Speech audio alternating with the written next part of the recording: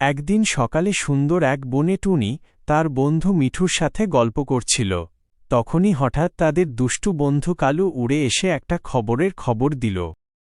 টুনি, মিঠু, শোনো, বনের বড় গাছের গোড়ায় একটা অদ্ভুত জলজলে ডিম পড়ে আছে। কালু, তুমি কি রসিকতা করছ? ডিম আবার জলজলে হয় কিভাবে?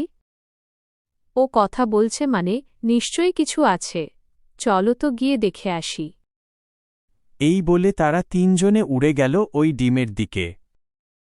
তিন বন্ধু মিলে বড় গাছের গোড়ায় পৌঁছাল।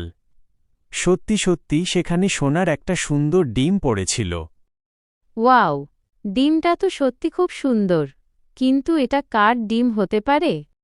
আমার তো বেশ খিদে পেয়েছে, চল ডিমটা আমরা ভেজে খেয়ে ফেলি। একদম না কালু, এটা কারও বাচ্চা হতে পারে। আমাদের উচিত এর আসল মা বাবাকে খুঁজে বের করা। ডিমের আসল মালিককে খুঁজতে তারা বনের এ প্রান্ত থেকে ও প্রান্তে উড়াল দিল। রাস্তায় সবাইকে জিজ্ঞেস করতে লাগল। বন্ধুরা, ডিমটি খুব সাবধানে রাখবে যেন হাত থেকে পড়ে না যায়। কিন্তু টুনি, বনের কেউ তো বলল না এটা তাদের ডিম। এখন আমরা কি করব? আমরা হার মানব না। সৎ কাজ করতে গেলে একটু ধৈর্য ধরতেই হয়। ঘুরতে ঘুরতে তারা এক সুন্দর ফুলের বাগানে এসে পৌঁছাল। সেখানে একটি বড় পাখি ডিম হারিয়ে কান্না করছিল। আপা, আপনি কাঁদছেন কেন? আপনার কি কিছু হারিয়েছে? আমার একটি সুন্দর সোনার ডিম হারিয়ে গেছে।